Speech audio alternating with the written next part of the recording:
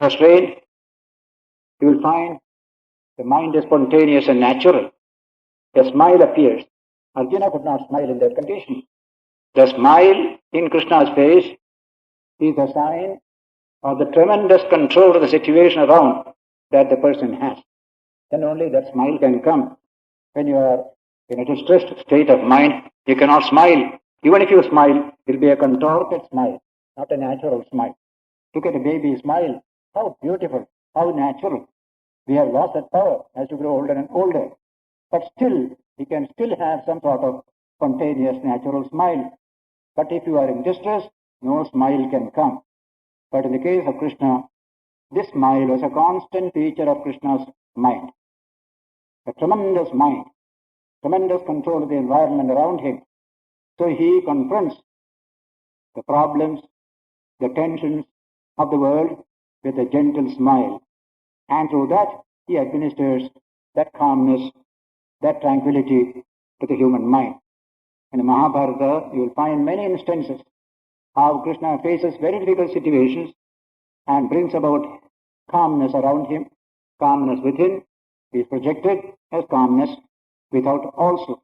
So the word for Hasanyava Bharata, as if with a smile, a gentle smile. Tenayo rupayo madhye vishidantam idam vajaha. Within that wonderful situation between two armies, ready for battle, Arjuna giving this ultimatum, Krishna said this. From this onwards, you find Krishna's exposition. In the second chapter, up to verse 38 or so, from 11 to 38, Krishna is trying his best through various arguments to prod Arjuna to face the battle. Arjuna is a Kshatriya. His very nature is of this type. He has to face this difficult situation. Everybody depends upon him for the winning of the battle. So Krishna wants Arjuna to recognize his duty at this time. So various arguments, some of them highly metaphysical, some of them very worldly. All these various arguments you will find here. And the metaphysical arguments are based upon the philosophy of ascetic thought, Jnana-marga, which denies this world, which believes in a transcendental divine experience, where the Atman is ever free, without any attachment. That is my true nature. Birthless, deathless, that is myself. That is the self of all. Based on that metaphysics and vision, Krishna is inducing Arjuna to face up to this battle. But those arguments do not convince Arjuna.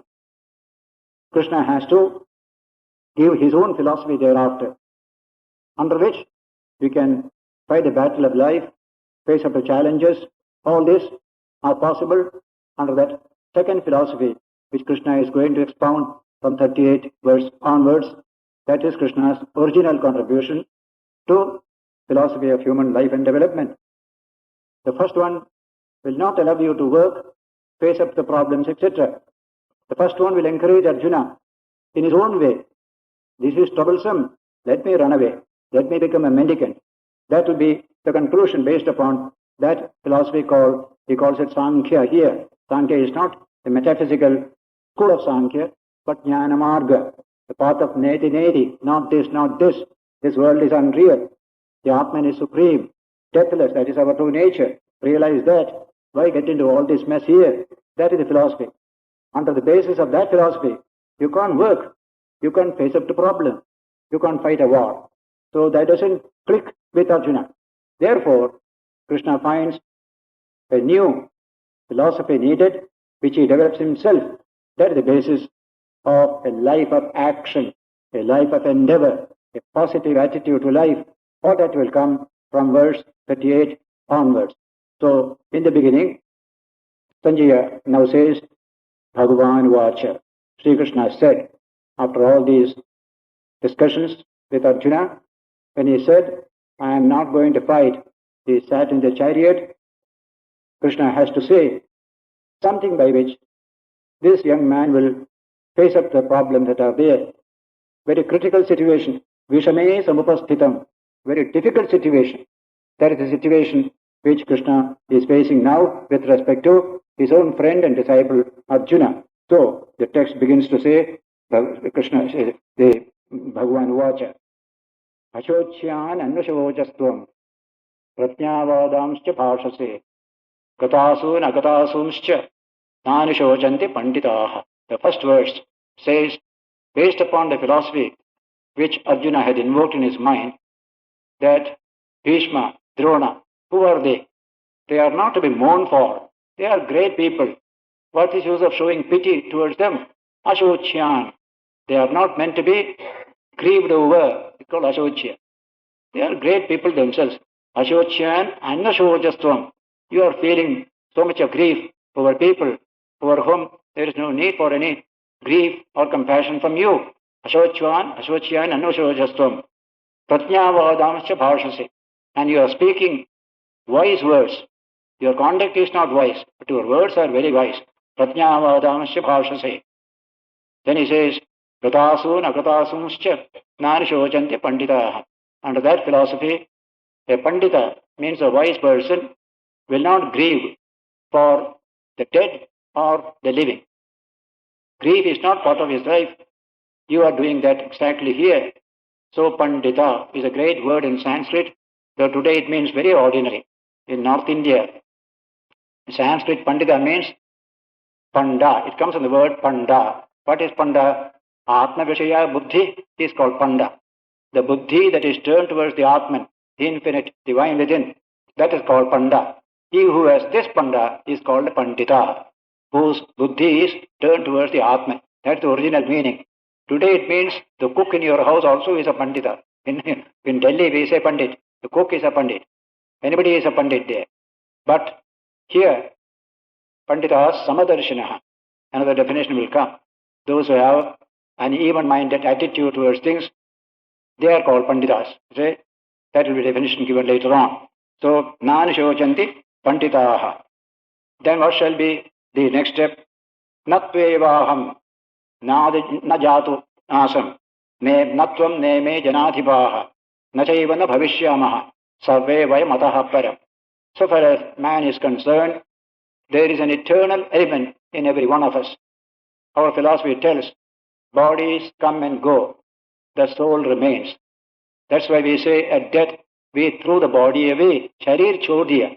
I am the Atman, I am a soul, I have a body, I threw it away. That's our normal understanding. So, these people who are here, yourself, myself, we are always there. There is no time when we were not. There is no time we shall not be. We are always there. That's the truth about man. That is the teaching of the Sanatana Dharma. Man is essentially eternal. He has a body, subject to change, subject to death. But he himself is essentially immortal and deathless. They are all Amritasya Putraha, as the Upanishads would say. So, Natvevaham najatu nasam natvam neme janadhipaha. These kings who are here, yourself, myself, all of us, nachaivana bhavishyamaha. We are not going to cease to be and then again come back. We are always there. Sarve matam vayam athaparam. We are always there.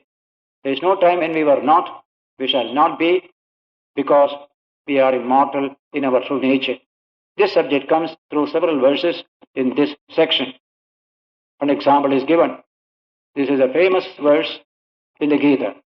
Dehinosmin sharire yatha dehe kaumaram yavanam jara tata dehandara praptihi dhirastatana mukhyati.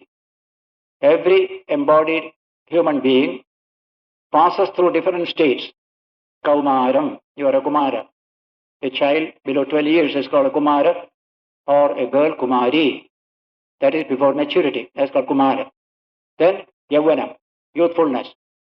Young people we become. Then old age comes, Jara. We pass through all these states.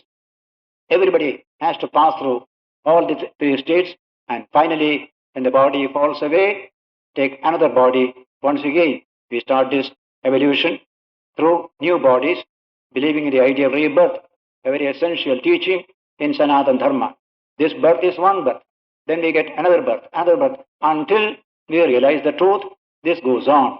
this understanding of one's own true nature, until you burn away all your karmas in the fire of spiritual knowledge, these seeds will grow and multiply and go on forever. So we are asked to accelerate our spiritual development with the help of this body. Realize the truth, then the body's work is over. Until then, body will remain. For a human body is not meant only for pleasure and comfort. That animal bodies are there. This is meant for knowledge, both secular and spiritual. Realize the highest truth. Burn away all your karmas. Then you have no birth, you have no death, you are free. So he said, Dehinosmin yatha dehe kaumaram yavanam jara. Tatha dehantara praptihi. You get another body. The subtle, what you call soul within us, the subtle body within us, we call it Sukshma Sharira. When our sages, through tremendous inquiry, discovered the Sukshma Sharira within man, behind this Thula Sharira, this is called gross body, that's called subtle body. Then they understood that death is only death of the Thula Sharira. Sukshma Sharira doesn't die. That is always there. That Sukshma Sharira manufactures another body for itself and continues its life, forgetting what happened in the previous life. That is how rebirth is one of the big ideas that was developed in India. Tatha dehantara praptihi, therefore, dhiras tatrana mukhyate. The wise man, the heroic man, won't be deluded by this kind of changes taking place in human life. Then, another beautiful idea comes that is meant for all of us. Matra sparshastu kaunteya, shitoshna sukha dukkhadaha, agamapayino anityaha, tam tidikshasva bharata. First phrase is matra sparsha. Sparsha means touch. Matra means the sensory objects. When we touch the sensory object, when our sensory system comes in touch with the sensory object, the word matra is coming from the word measure. Me means to measure. It is a wonderful word. That day, our Raja Ramana spoke on the subject of mind and the matter. On that subject he spoke here. Nature and mind. There he used the word ma, to measure. And physical science is a science of measurement. Mathematics comes in. All material physical sciences are subject to measurement. But when you go beyond the physical level, there is no measurement possible. Up to the sensory level, you can have measurement. And so, the word matra comes from that idea of measurement.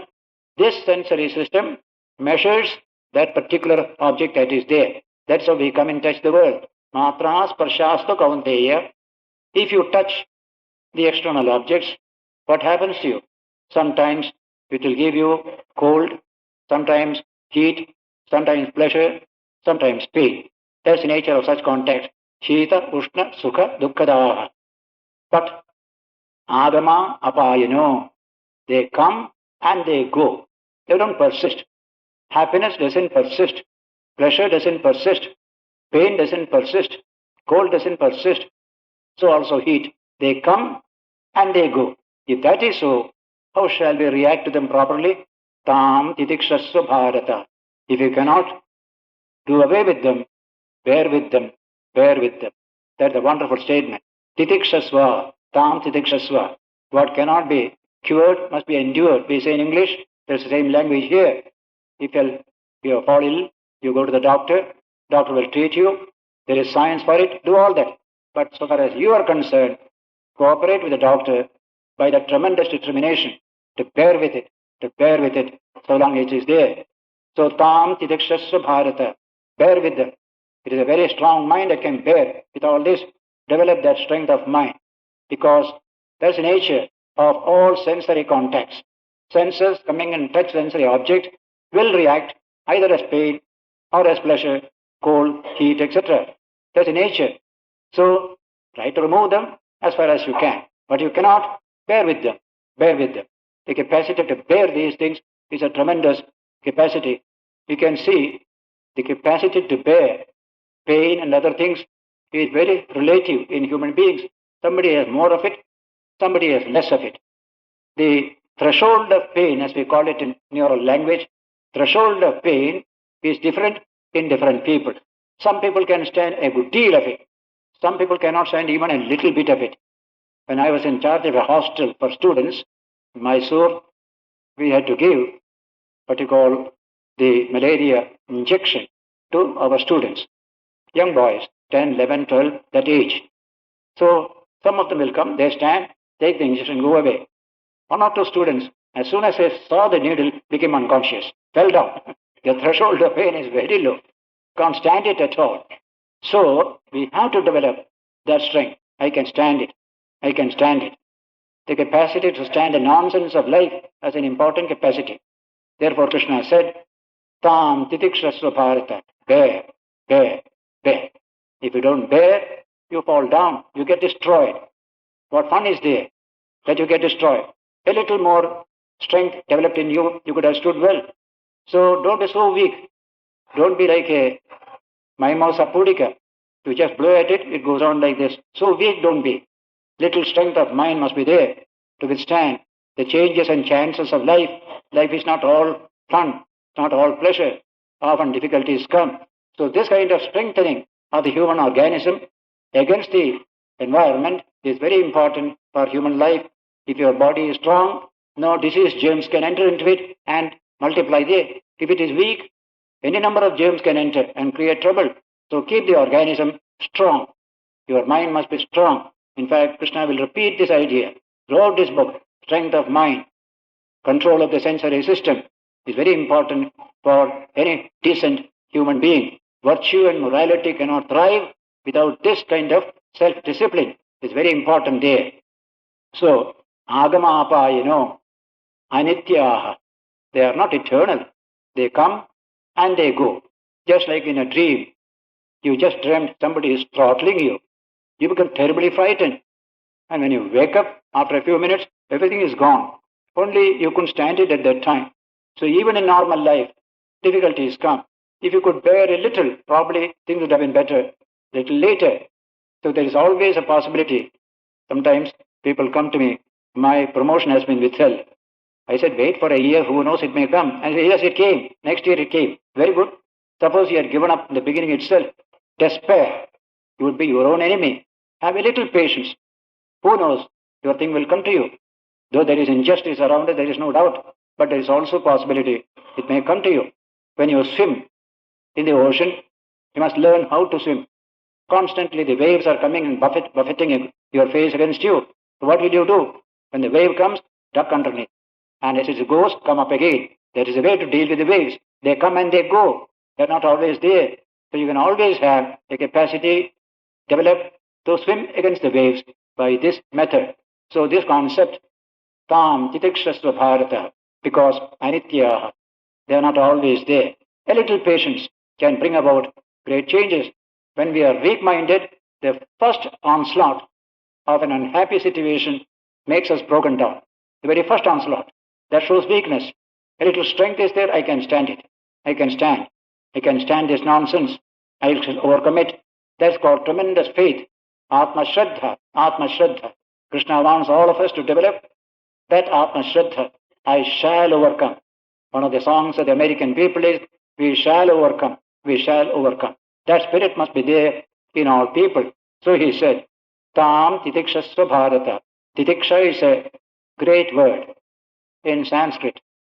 It is defined by Shankaracharya in the Vivek Sudamani in a whole verse. One of the virtues to be developed by a student of Vedanta is titiksha. And what is titiksha?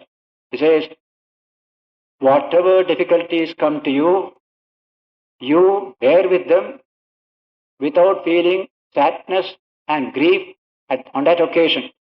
That strength is called titiksha. Sa titiksha nigadyate is how the shloka ends there. So he says, Tam titikshasva bharata. Those who can withstand all this, they are wonderful. Next shloka says, Yam hinam vyathayandyate purusham purusharshabha samadukha sukham dhiram so amritatvaya kalpate. He or she who is not thrown down by any of these adverse experiences, happiness, misery, or pain, cold, heat, etc., those who can withstand all this.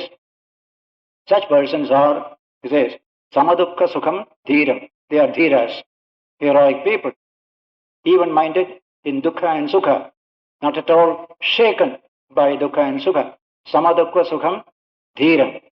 So, amrutatvaya kalpate. That person alone can achieve immortality. Realize the Atman, which is immortal. There is a tremendous capacity. Even in our political life, you can see some of the leaders, what tremendous capacities they had to withstand all these pressures from outside, especially under the foreign rule. So much of police oppression they had to suffer, so many things they had to suffer. They didn't break down. They stood it. What a tremendous strength it is. We are losing it. We have to regain it once again. I remember reading in the papers when Sardar Vallabhbhai Patel was arguing a case in the court. A man delivered a telegram. He just looked into it and put it in the pocket, continued his argument, and went home to see wife is dead. That was the telegram. He just continued as if nothing has happened. How many people can do that? But what a tremendous strength of mind. It's not want of love, want of affection. Everything is there. But something more is there. The capacity to stand the ups and downs of life. They are fit for the immortal. They become immortal. Dhiraha. So amrtatvaya kalpate. Such people can realize the immortal Atman. A good deal of courage is needed to go beyond the pulls of the physical system, nervous system, psychic system, and realize the Atman that is behind all this. That strength we have to develop, cultivate from now onwards. That's why high character strength is necessary for spiritual development.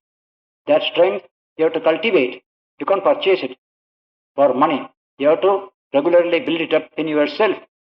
Nobody can give it to you, but people can help you, guide you, but the work is your own. This human life, this packet of psychophysical energy, I must learn to cultivate in the right way so that the best harvest will come out of it. And the highest harvest is realizing one's own true nature as the immortal self, the Atman. That's the greatest harvest. So Ramakrishna tells through a song composed by, I think, Ram Prasad also, his predecessor, "O man, learn to cultivate your field of life. At present you do not know that art. Raymond tum krishika januna." Carry it from external to internal. Raymond tum krishika januna. O mind, you don't know the art of farming. How rich could I become inwardly? You didn't do this properly. So that is why Krishna also saying here that Dhira is able to build up his mind and character, which can taste the immortal dimension of one's own true nature. That is a tremendous idea. Next sloka is a highly metaphysical sloka. We shall deal with it next Sunday. Verse 16. Na sato vidyate bhavo, na bhavo vidyate satah, ubhayorapi prishtontas tvanayos tattvadarshibhihi. That is the verse. We shall deal with it next Sunday. We shall meet again next Sunday.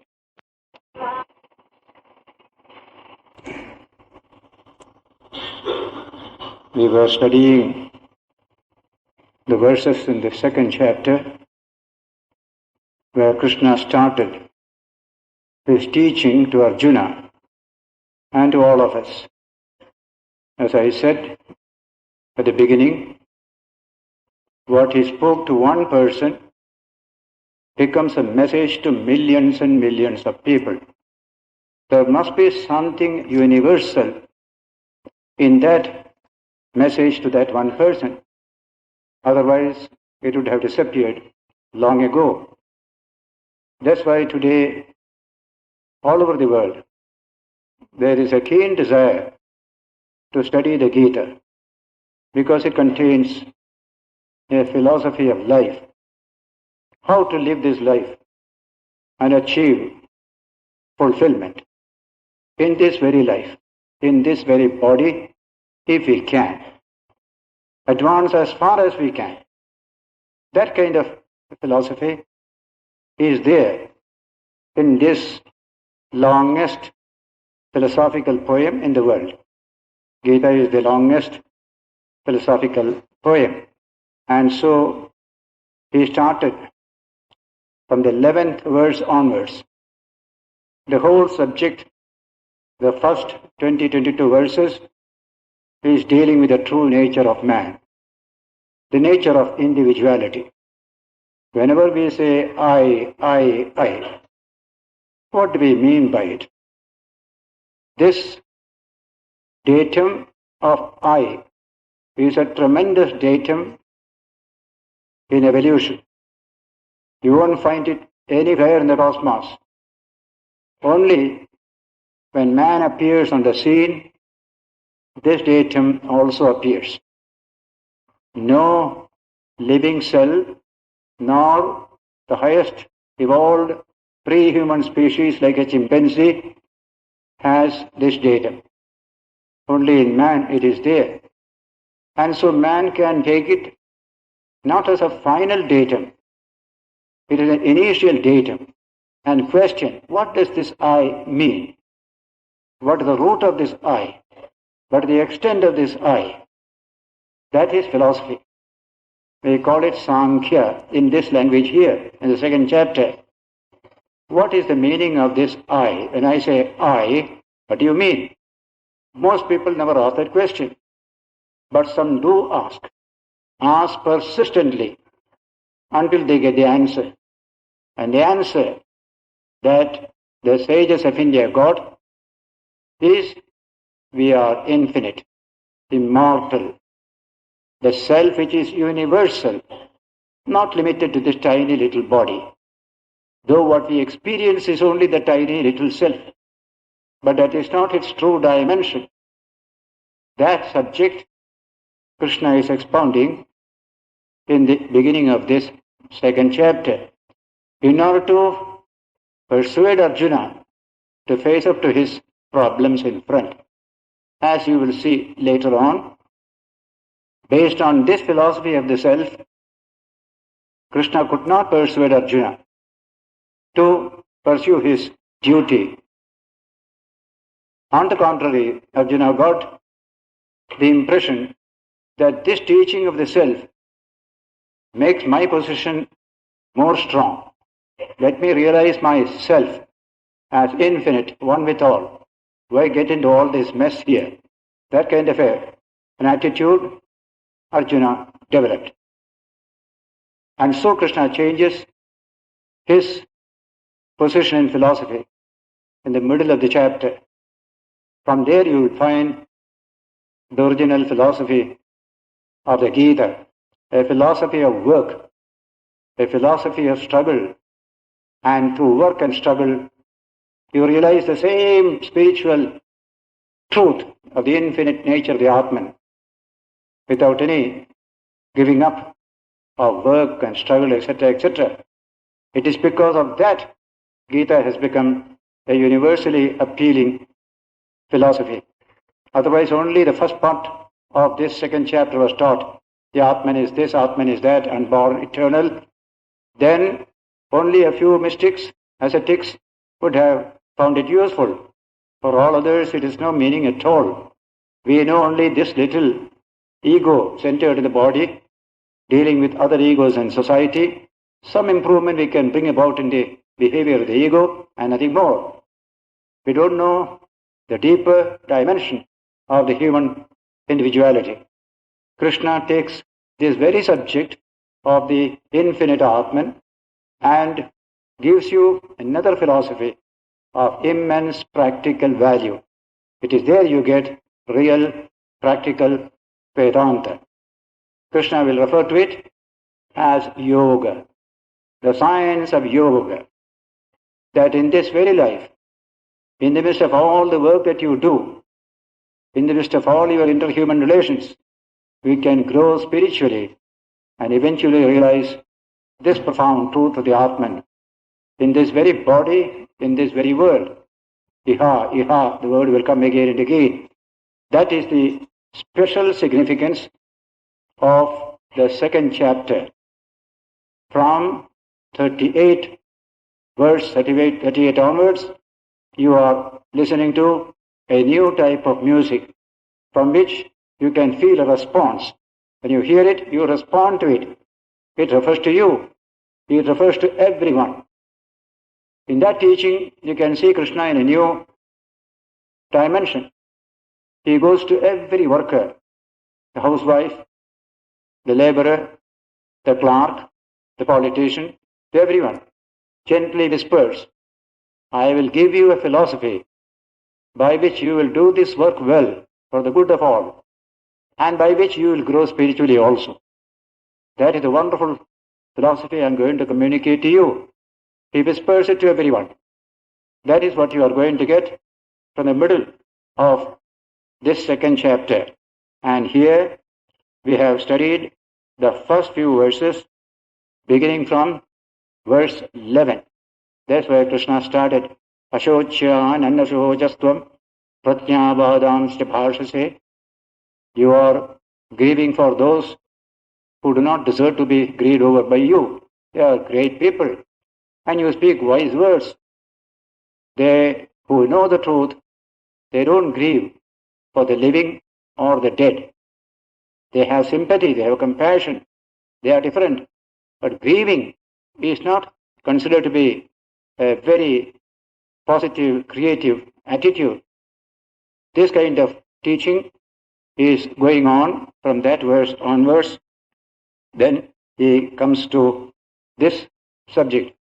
We finished last Sunday, verse 14. Matra sparshasta kaunteya shitoshna sukha dukkhadaha agamapayino anityaha tam tidikshasva bharata. It is a teaching for all of us. A measure of endurance is essential. What we call in medical language or psychological language, the threshold of pain must be always higher and higher, not lower. A little upset, you fall down. That should not be. A little strength must be there. A little endurance power must be there. That is what is taught in this verse 14, that whenever these sense organs come in touch with sense objects, sometimes it will bring you pleasure, sometimes it will bring you pain, sometimes heat, sometimes cold, etc. These dualities are bound to come. So, if you cannot overcome them by your intelligence, bear with them. Tam tidikshasva bharata. Develop some capacity for endurance. This is essential in everyday life. All the problems you cannot solve, some problems will remain. You have to bear with them. So bear with them is an important word. They say in English, bear and forbear. Two things are essential. And so tam tidikshasva bharata. Bear with them, Arjuna. Bear with them. Develop that strong mind and body which can withstand these pressures. You can stand much more pressure than an ordinary person because you have trained your mind. You have a philosophy behind you. Those who have a philosophy behind them, they can always stand more pressure than those who live ad hoc lives. Those who have patriotism, love for the nation, they can bear many more difficulties than those who love only themselves. These are all simple truths. When you love others, you can bear more strain. When you love only yourself, you become very sensitive, like the mimosa pudica, the little plant. So Krishna says here, don't be a mimosa pudica. Just when you blow air, it becomes half dead. For 5 minutes, again it comes to life. That's called mimosa pudica, the most sensitive plant. Tam tidikshasva bharata. Having said this, the next verse also we studied. Yam hinam vyathayantyete purusham purusharshabha samadukha sukham dhiram. So amrtatvaya katpate. He who is not afflicted by these dualities of experience, that person is a dhira, is a hero, is the most intelligent person, fit for achieving immortality. Amrtatvaya kalpate. Yam hinam vyadhyantyete purusham purusharshabha samadukha sukham. Whose mind is always even and calm in sukha and dukkha. Some disturbance will be there, but it will not be too much. It won't be beyond your control. You won't break down. That's the meaning. As a human being, we will have feeling of pleasure and pain. We are not tables or chairs. Pleasure and pain will be there, but it won't be delusive. It won't make you deluded. That is a standard. Samadukha sukham dhiram. Never compare a human being to a table or a chair. It has no sukha, it has no dukkha. But a man must have sukha and dukkha. But up to what level? Till it deludes you, makes you utterly weak. But experience will be there of sukha and dukkha. You can bear with them. You can bear with them. Your threshold of bearing is very high. So dhira, that's called a dhira. Samadukha sukham dhiram. So amrtatvaya kalpate. He is fit for amrtatva, immortality. That is the verse 15. Today we take up verse 16. It's a very compressed verse. Lot of philosophy is compressed into it. And the words used also are very technical words.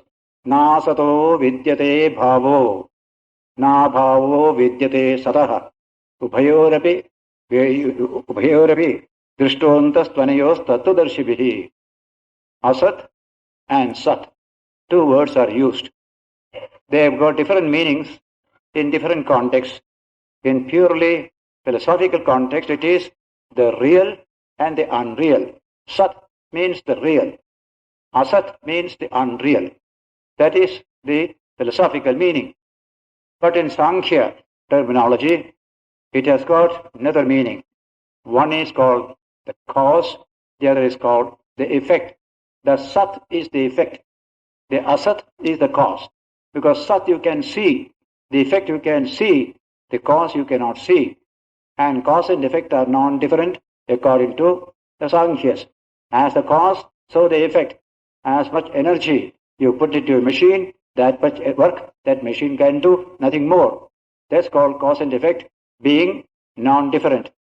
But in this context, the word Sat means the real. The word Asat means the unreal. So the shloka says, Na asato vidyate bhavo. The unreal never is. The word is cannot be applied to that particular thing called what is unreal. Na asato vidyate bhavo. Similarly, na abhavo vidyate satah. The word unreal cannot be applied to, the word non-existent cannot be applied to what is the real. The Sat is the real. It can never be the unreal. The Sat must always be existing, not non-existing. Our people, when they studied the world, they found two aspects to this world. One is a changeable aspect, another an unchangeable aspect. Everything in this world is changeable. Every second it is changing. Pratikshanam anyatha svabhavo. In the Kathopanishad Bhashya, Shankara says, what is this world? Every moment it is becoming something else. That's called change, is the characteristic of this world. And anything that changes moment to moment, we call it unreal. That is how we use the word unreal. It is, but it is unreal. It appears, but it is unreal. Because it is constantly changing. You look at him, it has already changed. So quickly things are changing. This is the one great conclusion of philosophers in India, China, as well as in Greece, ancient times. The constantly changing nature of this manifested universe. The universe which you see with your five senses, its important characteristic is it is constantly changing. Therefore we say, whatever is changing is unreal. That is our definition of what is real or unreal. Whatever changes is unreal. Then where is the reality? We all see this world only. Is there anything real? Yes, there is. Beyond the sensory level, you come to the world of reality, which is unchanging, infinite, eternal. This distinction was made very early in our philosophy. In Greek philosophy also, there are two schools. One, holding on to the eternal, changeless reality. The other, holding on to the world as a world of change. That world of change is expressed in a beautiful illustration by Greek philosophers. You do not step into the same river twice. That's the meaning. The river is changing constantly. It's not the same river that you step in. The world is like that. Constantly changing, changing, changing. This becomes more and more confirmed when you study modern physics and modern biology. Dealing with living systems, for example. Your body changes within a few years, everything in the body has changed. Yet you say, I feel I am the same person. Some sort of unity somewhere is there in this world of change. Man alone can discover it. Animals change, but they can't find that unity behind that change. But man feels there is a unity where all the change is really centered. Just like all the changes of pictures in the film, making for the unity of the film. That's due to the curtain behind the film. That makes it unity. Similarly, we sought for the unity behind the multiplicity in the universe. The first truth is change. Change, change, change, everything changing. And we say whatever changes is unreal. A thing is just now, next minute it's not there. How can you call it real? We have therefore a fine definition of what is real given in the Mandukya Upanishad Karika by Gaudapada. Adau ante chayannasti vartamanepi chattatha vidathais sadasha santo avitatha eva lakshitaha. This is about what is unreal, what changes.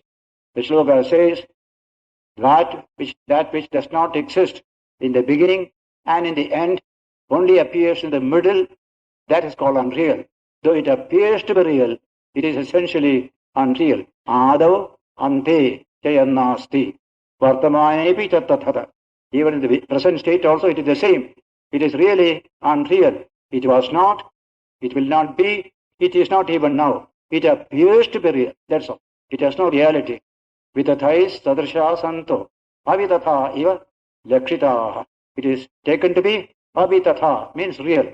Vidatha means unreality or change. Avitatha means reality, changelessness.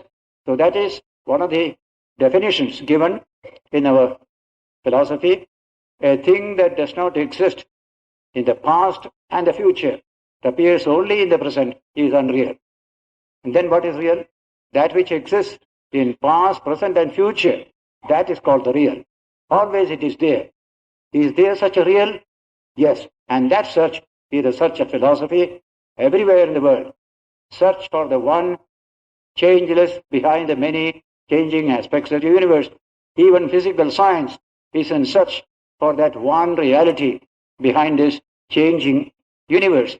In Vedanta, we have undertaken this task with such seriousness and earnestness, which has no comparison anywhere else, and beautiful international concepts and terminologies have been evolved to expound this subject. Here the word Sat and Asat have been used. Na sato vidyate bhavo, na bhavo vidyate satah. If this perishable world is unreal, then what is real? There is the imperishable, infinite Atman, the pure self. That will be discussed later on. What is that real, which is constantly there, which cannot be destroyed, which is imperishable? That is there in the universe. That is there in you and me. It pervades everything. That will be the theme of another verse immediately after. Ubhayoravi drishto anta. The anta of both of these has been realized by great sages. Those who know the truth of things, tattva darshinaha. Those who realize the truth of things, they have discovered this truth. The anta. What is the word anta? Nirna.